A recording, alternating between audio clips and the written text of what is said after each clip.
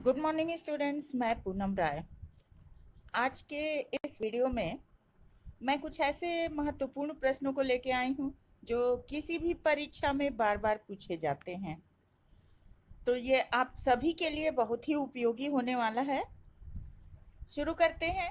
इसमें पहला प्रश्न है, पूर्ववर्ती का विलोम शब्द है। पूर्ववर्ती का विलोम शब्द क्या हो सकता है? ऑप्शन दिया हुआ है, परव्रत, पूर्वव्रत, परवर्ती और पूर्वज। पूर्व का मतलब होता है पहले, वर्ती का मतलब आने वाला। तो पूर्ववर्ती मतलब पहले आने वाला, तो इसका जो हो जाएगा विलोम शब्द वो हो जाएगा परवर्ती, क्योंकि पर का मतलब होता है बाद में। अगला प्रश्न है, आधा तीतर आधा बटेर होना का अर्थ क्या होगा? बेमेल तथा बेढंगा होना, रंग बिरंगा होना, छोटा बड़ा होना, असंभव काम करना। आधा तीतर आधा बटेर। इसके जब हम इस लोकोक्ति को पढ़ते हैं तो ऐसे ही स्पष्ट हो जाता है। आधा तीतर मतलब बेमेल और बेढंगा होना। ये पहला वाला ऑप्शन सही है। अगला प्रश्न है, निम्नलिखित में से अनुचित जोड़े को छांटना है। और ऑप्शन दिया हुआ है, तूती बोलना का आशय है विरक्त होना, ढेर करना का आशय है हरा देना, डंके की चोट पर इसका मतलब है स्पष्ट शब्दों में, और जहर की पुड़िया मतलब धोखेबाज। इसमें जो अनुचित जोड़ा है वो कौन सा है? जहर की पुड़िया मतलब धोखेबाज होना, ये सही है। डंके की चोट पर स्पष्ट शब्दों में कहना मतलब किसी बात को डंके की चोट पर ये सही है। ढेर कर देना मतलब किसी को हरा देना। तो जो हमारा सही ऑप्शन होगा वो होगा तूती बोलना का आशय दिया है विरक्त होना, जबकि इसका आशय होगा कि बहुत प्रसिद्धि पाना। अगला है, दिए गए विकल्पों में से उत्कंठा के समानार्थी शब्द कौन है? ऑप्शन दिया हुआ है, उत्सुकता, अभिलाषा, हर्ष, प्रमोद, कौतूहल, कौतुक, विराम और विलंब। उत्कंठा, उत्कंठा मतलब कुछ भी जल्दी जानने की जो जिज्ञासा है वो उत्कंठा है।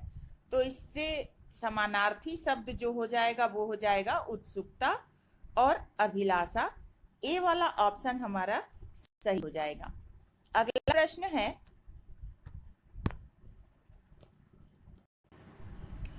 पैसे से ही आदमी की इज्जत है, इसके लिए उचित लोकोक्ति कौन सी है?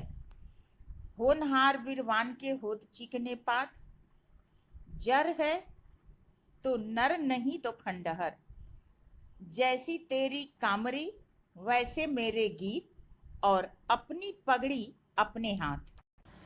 इसमें होनहार बिरवान के होत चिकने पात, इसका मतलब है कि बचपन से ही प्रतिभाशाली होना। जर है तो नर, जर मतलब संपदा, संपदा है तो मनुष्य है, और नहीं तो उसकी कोई इज्जत नहीं है। तो जो हमारा सही ऑप्शन होगा वो यही होगा। बाकी है, जैसी तेरी कामरी वैसे मेरे गीत, मतलब जिसका जैसा व्यवहार होगा उसको ऐसा प्रतिदान मिलेगा। अपनी पगड़ी अपने हाथ मतलब अपनी इज्जत अपने ही हाथ में होती है। अगले प्रश्न की तरफ आते हैं। अगला प्रश्न है, वर्तनी की दृष्टि से अशुद्ध शब्द है। यहाँ 4 ऑप्शन दिए हुए हैं। हमें बताना है कि इनमें किस शब्द की वर्तनी अशुद्ध है। वर्तनी शुद्धि के लिए हमें सबसे पहले ध्यान देना चाहिए कि हम जो शब्द बोलते हैं उनमें जिन वर्णों का हम उच्चारण करते हैं उसको पहले देखना चाहिए। क्योंकि यही तरीका है जब हमारी वर्तनी शुद्ध हो सकती है। कौन सा सही है कौन सा गलत है हमको ये नहीं सोचना है, बस हमें ये सोचना है कि उस शब्द का हम उच्चारण कैसे करते हैं। तो देखते हैं महर्षि, महर्षि, यहाँ र को हम घुमा के बोल रहे हैं, तो जहां र को घुमा के बोलते हैं जीभ हमारी घूम जाती है, उसका मतलब है कि वो र जो है स्वर रहित है, यानी इसमें से स्वर का लोप हुआ है। ऐसा र हमेशा जहां उच्चारण होता है उसके अगले वर्ण पर होता है, तो ऐसा हमको महर्षि में दिख रहा है, तो ये सही है। आशीर्वाद, यहाँ भी रेफ का र जो है सही जगह पर लगा है, क्योंकि हम र का उच्चारण व से पहले कर रहे हैं, इसलिए ये व पर गया है। सूर्योदय, यहाँ हम य से पहले र का उच्चारण कर रहे हैं, इसलिए रेफ का र जो है य के ऊपर गया है। लेकिन जो पहला शब्द हमारा है परमार्थ, हम परमार्थ नहीं बोलते, हम बोलते क्या है परमार्थ, तो यहाँ जो रेफ का र दिया है वो गलत है और यही हमारे वर्तनी में अशुद्धि भी है। अगला प्रश्न देखते हैं। मुकुल निम्नलिखित में से किसका समानार्थी है? मुकुल का अर्थ क्या होता है? कमल, कनक, कली या मीन? तो मीन मतलब होता है मछली, कनक मतलब होता है सोना, और कमल तो कमल होता है जलज नीरज तोयज वारिज।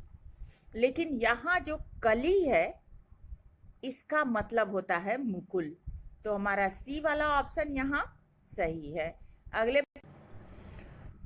अगला प्रश्न है, निम्नलिखित में से सही शब्द कौन सा है? यहाँ दिया है मृदुल, क्योंकि माँ में पदेन दिया है, और पदेन जब होता है, पदेन लगाते कहाँ है? जो पाई वाले वर्ण होते हैं उनमें पदेन हमेशा पाई के साथ लगा के देते हैं। जो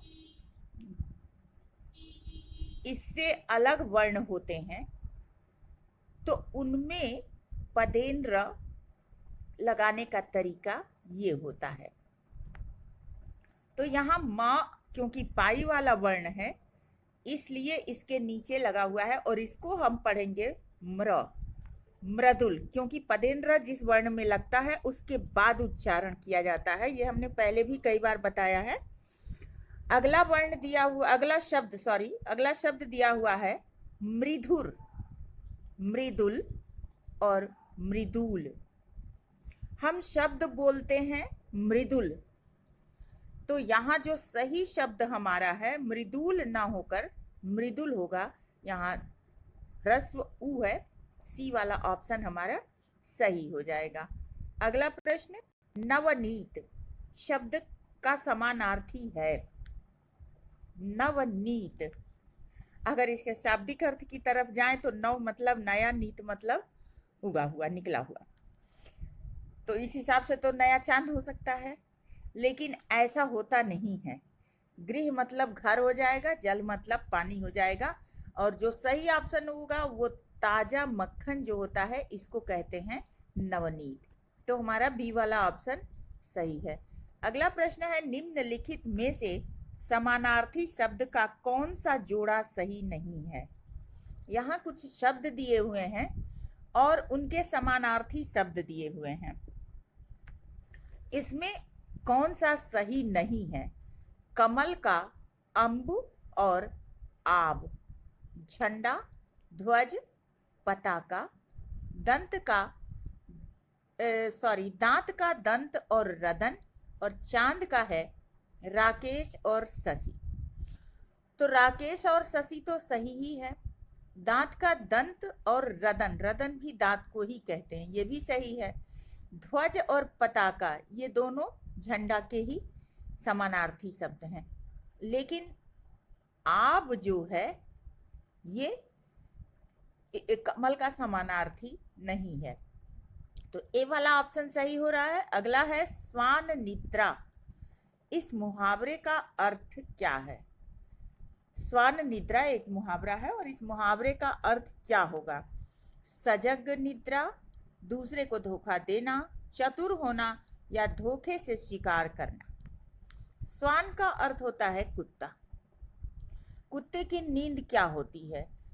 हल्का सा आहट हुआ नहीं कि वो जग जाता है। तो इसलिए जो हमारा सही ऑप्शन होगा वो होगा सजग निद्रा। ये वाला ऑप्शन सही है। अगला प्रश्न है, रिक्त स्थानों की पूर्ति कीजिए। लोग आजीवन की तरह जूझते रहते हैं। ऑप्शन दिया हुआ है उल्लू की तरह, टट्टू की तरह, घुंघरू की तरह और बीमारी की तरह। किसकी तरह जूझते रहते हैं?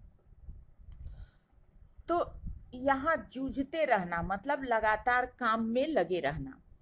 टट्टू जो है ये ऐसा प्राणी होता है जो लगातार बोझा ढोता रहता है। तो ये वाला ऑप्शन सही है। अगला प्रश्न देखते हैं, नमक मिर्च लगाना, इस मुहावरे का उचित अर्थ है क्या? गुस्सा दिलाना, ईर्ष्या करना, बढ़ा चढ़ा कर कहना और तीखा खाना।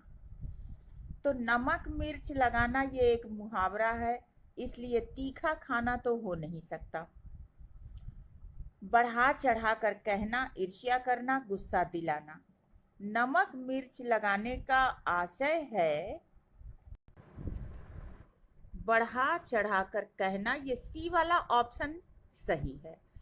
अगला प्रश्न देखते हैं, इनमें से कौन सा शब्द चतुर का समानार्थी नहीं है?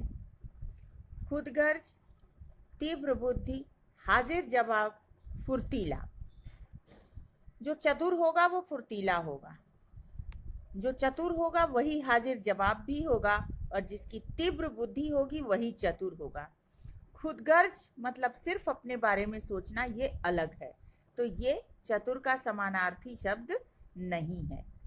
अगला प्रश्न है, निम्न वाक्य के खाली स्थान को सही शब्दों द्वारा पूरा कीजिए। ऑप्शन दिया हुआ है, गांधी जी का शरीर शक्तिशाली नहीं था किंतु वे सशक्त थे। ऑप्शन दिया हुआ है, करोड़ों भारतीयों से, विचार एवं भावना से, अहिंसा से या फिर ब्रिटिश साम्राज्य से। गांधी जी का शरीर शक्तिशाली नहीं था किंतु वे करोड़ों भारतीयों से सशक्त थे, विचार एवं भावना से सशक्त थे, अहिंसा से सशक्त थे या ब्रिटिश साम्राज्य से सशक्त थे। बात तो सही है कि ब्रिटिश साम्राज्य को इन्होंने नाकों चने चबवाए, अहिंसा का ये पालन करते थे और करोड़ों भारतीयों के आदर्श भी थे। लेकिन जो यहाँ सही ऑप्शन होगा वो होगा बी वाला, कि वे विचार एवं भावना से सशक्त थे, इसीलिए वो कोई निर्णय ले पाते थे। तो अगला प्रश्न देखते हैं, रिक्त स्थानों की पूर्ति कीजिए।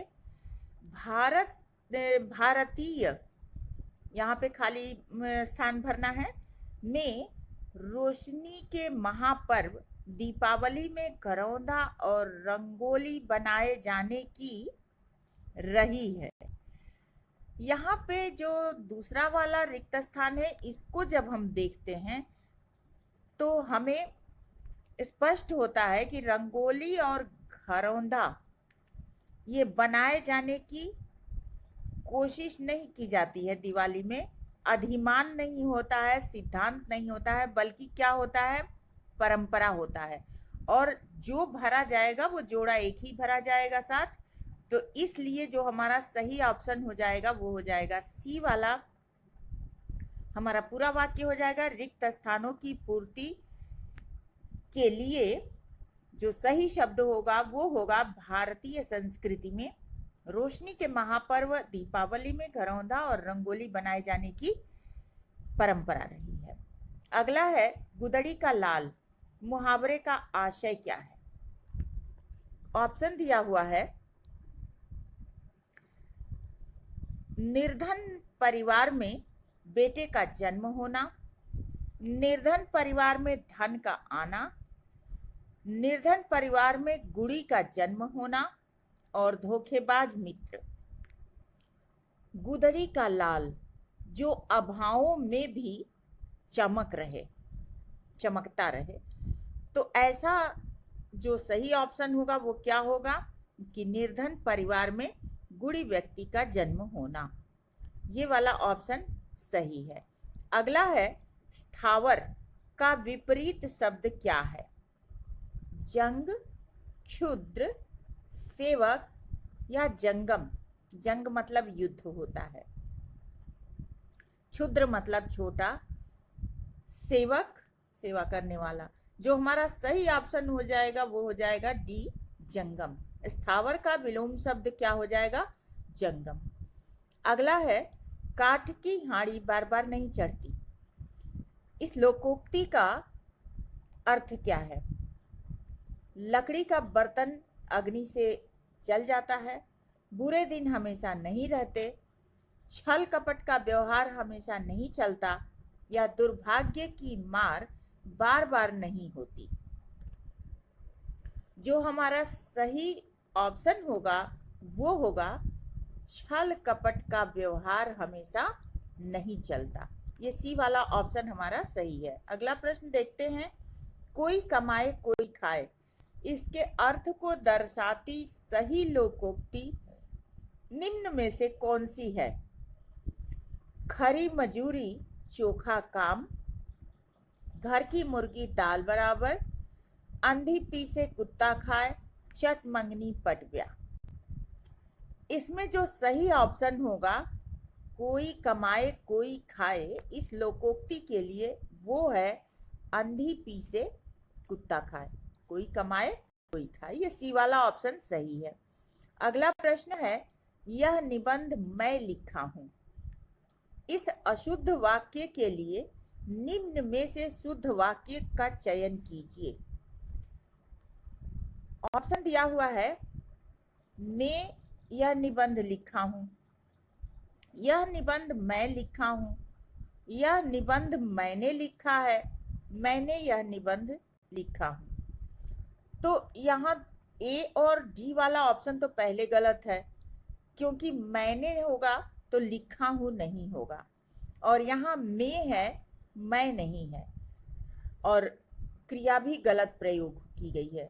अब बी और सी वाले में से कौन सा होगा? यह निबंध मैं लिखा हूं या यह निबंध मैंने लिखा है।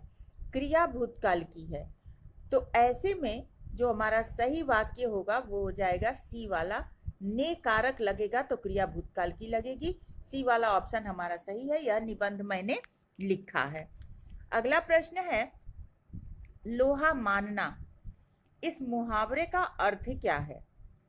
श्रेष्ठता स्वीकार करना, शक्तिशाली बनना, बुद्धिमान होना या पराजय स्वीकार करना। श्रेष्ठता स्वीकार करना ये होगा इस मुहावरे का अर्थ। अगला है, रिक्त स्थान भरना है। विश्व में 5 व्यक्तियों में से 4 व्यक्ति विकास देश रहते हैं, इनमें कौन सा ऑप्शन सही होगा? हर, पूर्वक, पैदा, मुक्त, आज, केंद्रित या फिर प्रत्येक और शील। विश्व में 5 व्यक्तियों में से 4 व्यक्ति, तो क्या विश्व में हर 5 व्यक्तियों में से 4 व्यक्ति विकास पूर्वक देश में रहते हैं? नहीं। यहाँ पहले हम देख लेंगे कि विकास के साथ क्या लगेगा? विकासशील, और यही हमारा सही ऑप्शन भी होगा। विश्व में प्रत्येक 5 व्यक्तियों में से 4 व्यक्ति विकासशील देश में रहते हैं। अगला प्रश्न देखते हैं, घर की आय का हिसाब माँ ही रखती है, इसमें आय का विलोम शब्द क्या होगा? खर्च, घाटा, व्यय और गए। आय मतलब होता है आमदनी, तो जो ऑप्शन दिए हुए हैं इनमें लगभग सभी का मतलब जाना या खर्च होना या वही है, लेकिन जो सही ऑप्शन होगा वो हो जाएगा व्यय। आय का व्यय होता है। अगला प्रश्न है, रिक्त स्थान भरना है। व्यक्ति का गौरव तथा की एकता द्वारा सुनिश्चित होते हैं। व्यक्ति का गौरव तथा राष्ट्र की एकता बंधुत्व द्वारा सुनिश्चित होते हैं। ये ऑप्शन सही होगा। या फिर व्यक्ति का गौरव तथा देश की एकता स्वतंत्रता द्वारा सुनिश्चित होते हैं। नीति की एकता शिक्षा द्वारा नहीं होगा, विश्व का, हाँ, जो हमारा सही ऑप्शन होगा वो होगा सी वाला, और सही ऑप्शन होगा कि व्यक्ति का गौरव तथा देश की एकता स्वतंत्रता द्वारा सुनिश्चित होते हैं। जब देश स्वतंत्र होगा तभी व्यक्ति का गौरव भी रहेगा और देश की एकता भी रहेगी। अगला है, इनमें से हाथी का समानार्थी शब्द कौन सा नहीं है? हस्त, दंती, हस्ती और करी।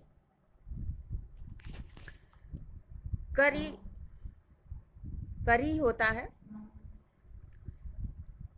ये हाथी का पर्यायवाची है, थोड़ा सा मिस्टेक है। हस्ती हाथी को कहते हैं, दंती भी हाथी को कहते हैं, लेकिन हस्त जो है इसका अर्थ होता है हाथ। अगला प्रश्न है, दिए गए वाक्यों में से सही वाक्य बताइए। उनके अंग अंग काटे गए, उसके अंग अंग काटे गए, उसका अंग अंग काटा गया या उनका अंग अंग काटा गया। इनमें से कौन सा वाक्य सही है?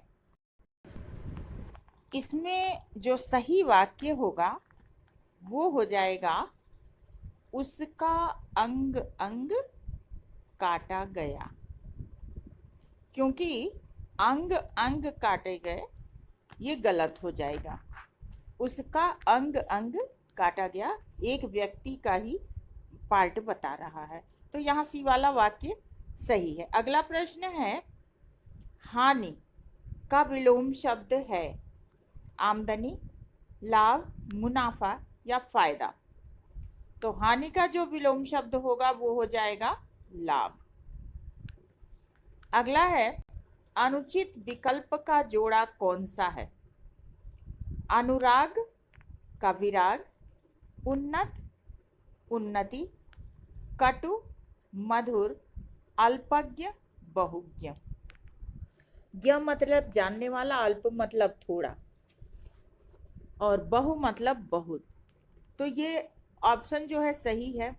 कटु का मधुर ये भी सही है, अनुराग का विराग भी सही है, लेकिन उन्नत का अवनत होना चाहिए, यहाँ उन्नति दिया है, ये गलत है। अगला प्रश्न है, निम्न में कौन सा विकल्प गलत है? युद्ध के लिए रण, संग्राम और समर, मत्स्य के लिए मछली, मीन, मकर, सहचर के लिए संगी, साथी, दोस्त, और बादल के लिए मेघ, वायु या समीर।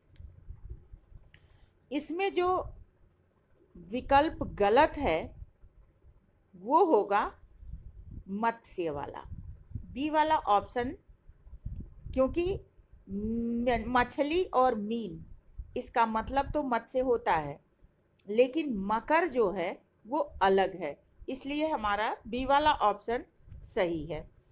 तो आज के लिए इतना ही काफ़ी। नेक्स्ट वीडियो में फिर और कुछ विषय वस्तु के साथ मिलते हैं, तब तक के लिए धन्यवाद।